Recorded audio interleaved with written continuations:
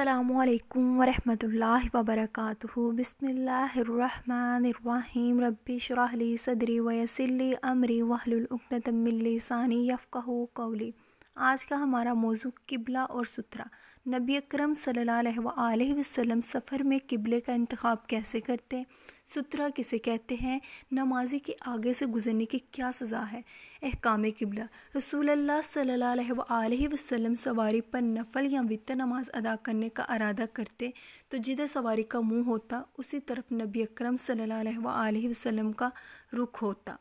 نبی اکرم صلی اللہ علیہ وسلم دوران سفر رات کی نماز اپنی سواری پر اشارے سے پڑھتے، سواری کا منہ چاہے جدھر بھی ہوتا۔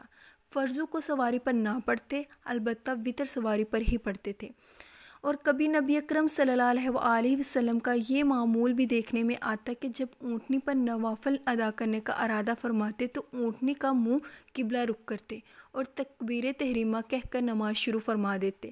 اس کے بعد نوافل ادا فرماتے رہتے، سواری کا رخ جس طرف بھی ہوتا۔ اس صورت میں آپ رکوع اور سجدہ سر کے اشارے سے کرتے، البتہ سجدے کی حالت میں رکوع کی نسبت سر کو زیادہ جھکا لیتے۔ جب فرض نماز ادا کرنا مقصود ہوتا تو سواری سے اترتے اور قبلہ رخ کھڑے ہو جاتے۔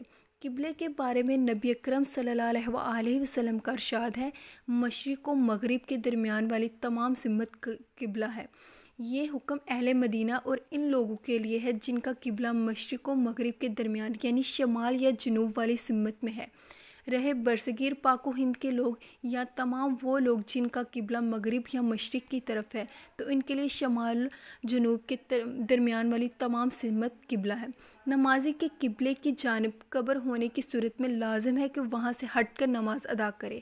آپ صلی اللہ علیہ وسلم نے فرمایا، قبروں کی جانب منہ کر کے نماز ادا نہ کرو اور نہ قبروں پر بیٹھو۔ سترے کا بیان۔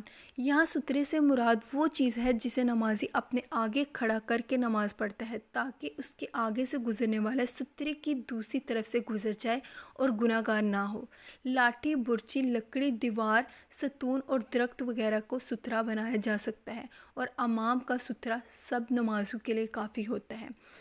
سیدنا طلحہ بن عبید اللہ رضی اللہ تعالیٰ عنہ سے روایت ہے کہ رسول اللہ صلی اللہ علیہ وسلم نے فرمایا، جب تم میں سے کوئی شخص اپنے سامنے پلان کی پچھلی لکڑی کے برابر کوئی چیز رکھ لے تو نماز جاری رکھے، اور جو کوئی اس کی باہر والی طرف سے گزرے تو اس کی پرواہ نہ کرے۔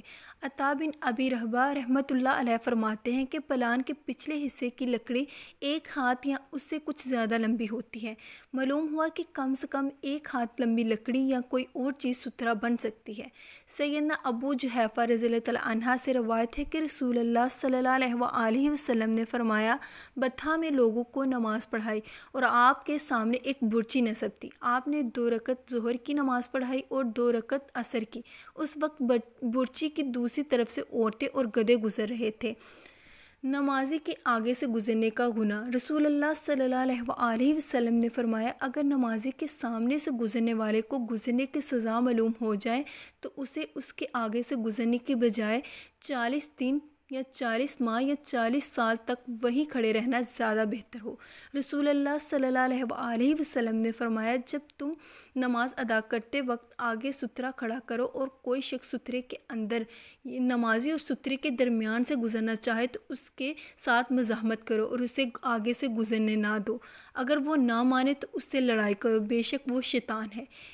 ایک روایت میں ہے کہ 2 بار تو اسے ہاتھ سے روکو، اگر وہ نہ روکے تو اسے ہاتھا پائی سے بھی گریز نہ کیا جائے کیونکہ وہ شیطان ہے۔ نبی اکرم صلی اللہ علیہ وسلم سترے اور اپنے درمیان میں سے کسی چیز کو گزرنے نہ دیتے تھے۔ ایک دفعہ آپ نماز ادا فرما رہے تھے کہ ایک بکری دوڑتی ہوئی آئی، وہ آپ کے آگے سے گزرنا چاہتی تھی اور آپ گزرنے نہیں دینا چاہتے تھے۔ آپ نے اپنا بطن مبارک سترے کے ساتھ لگا دیا تو بکری کو سترے کے پیچھے سے گزرنا پڑا۔ رسول اللہ صلی اللہ علیہ وسلم کی جائے نماز کھڑے ہونے کی جگہ اور دیوار کے درمیان ایک بکری کو گزرنے کا فاصلہ ہوتا تھا۔